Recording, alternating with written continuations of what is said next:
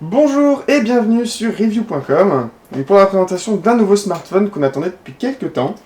Alors Review, on était impatient d'avoir un téléphone Android qui soit fin, qui soit compact, qui soit ergonomique, qu'on puisse glisser dans n'importe quelle poche, qu'on puisse transporter partout, bref, un véritable téléphone vraiment compact. Et on a trouvé. Alors non, ce n'est pas le Dell Strike, c'est bien le HTC Wildfire. Alors oui, il y a une petite différence de taille, mais bon, on l'attendait. On va pas mentir là-dessus. On attendait vraiment un téléphone qui soit fin, qui rentre dans toutes les poches. Et de ce côté-là, le contrat est rempli. C'est vraiment un téléphone qui est agréable à regarder et à tenir en main. Alors pour la peine, on n'a pas sorti que notre Dell. On a récupéré notre Desire, qui est en quelque sorte le grand frère du Wildfire. Et un téléphone, alors qui n'a, bon pour le coup aucun rapport, qui n'a aucun rapport. Ce n'est pas un téléphone Android, c'est un smartphone, mais on l'a pris pour la comparaison des dimensions, le BlackBerry Bolt 9700.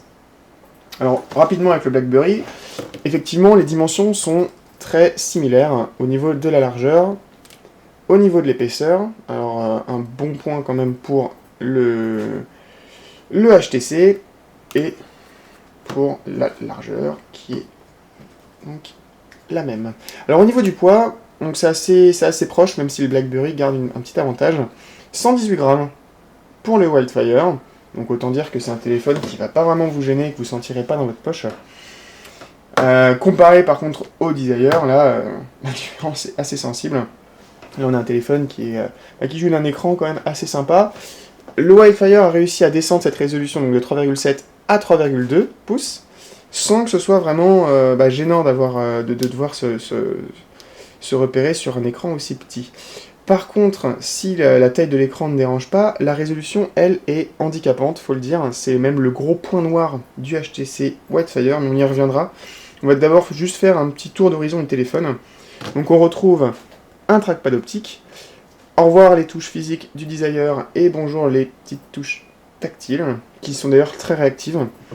On retrouve le sélecteur pour le son, une prise jack, un bouton pour l'allumer et l'éteindre, et au dos on retrouve une optique 5 mégapixels, la même que le Desire, donc on a des photos d'une qualité qui est vraiment agréable, mais dont on ne peut absolument pas profiter sur l'écran, on vous expliquera plus tard, et des vidéos qui sont un peu en deçà de ce qu'on a pu voir ailleurs, mais bon, un téléphone qui est vendu à 249 €, on ne peut pas non plus être trop exigeant.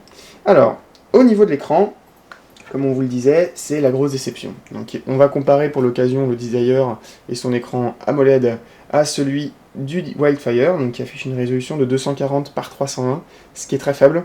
On se croit un peu revenu au XXe siècle. Et il suffit de comparer en approchant un peu de la caméra les deux écrans pour voir le côté un peu pixelisé, pas net du Wildfire, ce qui n'est absolument pas le cas sur le Desire. Et c'est ce qu'on apprécie d'ailleurs. Au niveau de la fluidité, comme vous pouvez le voir, c'est extrêmement fluide. Il n'y a pas de processeur Snapdragon 1 GHz comme le Desire, mais un CPU de 528 MHz, le même qu'on pouvait retrouver sur le HTC Evo. Il fait parfaitement son job. Ça, c'est parce que l'écran n'est pas très grand et que donc il n'y a pas besoin d'une puissance phénoménale pour afficher les choses. Alors, donc, l'écran qui est assez mauvais, on le retrouve en particulier sur un type d'utilisation, donc c'est l'utilisation du smartphone, c'est Internet. On va lancer simultanément Internet sur les deux et vous allez voir la différence d'écran. C'est assez explicite. Alors là, la page va se recharger. On voit que l'affichage se fait infiniment plus rapidement sur le Desire. Ça, c'est le CPU, il n'y a pas de mystère. Là, il y a 1 GHz, là, il y a à moitié moins. Alors, c'est surtout au niveau du rendu de la page que c'est décevant. Alors, d'une part, parce que... alors c'est assez difficile à décrire parce que sur une caméra ça peut ne pas se voir alors qu'à l'œil c'est plutôt évident. Mais ici on a un affichage qui est fin, on peut lire presque sans avoir à zoomer, alors que sur Wildfire c'est impossible. C'est pixelisé, c'est pas net, et il faut vraiment zoomer de très très près pour avoir un affichage à peu près correct. Alors heureusement le browser de Chrome adapte directement le texte à l'écran, mais sans ça, ce serait vraiment une chienlit d'exploiter Internet. Il n'y a pas d'autre mot. Donc ça, c'est vraiment dommage. La comparaison va s'arrêter là, mais on est vraiment déçu de ce côté-là. Et c'est un peu le problème de ce téléphone, c'est qu'il n'est vraiment pas mauvais. C'est un très bon téléphone. Il est léger, il est réactif, il n'est pas cher.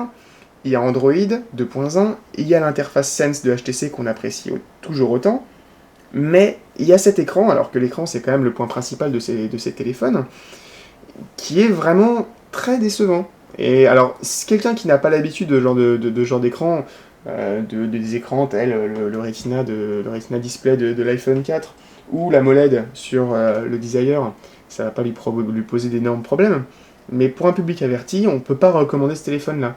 Donc on est plus sur un téléphone qui va s'adresser aux gens qui ont envie de se mettre doucement à Android, qui n'ont pas envie d'avoir un téléphone immense qui va leur greffer toute la place dans leur poche, et voilà, qui vont faire leur premier essai là-dessus. Mais on peut vraiment pas le recommander pour un autre type d'usage. Donc voilà, c'est une petite déception que soit Wildfire, on en attendait beaucoup, et au final, à cause d'entre guillemets un simple souci, on ne peut absolument pas le recommander. Donc voilà, à bientôt sur Review pour d'autres prises en main de smartphones.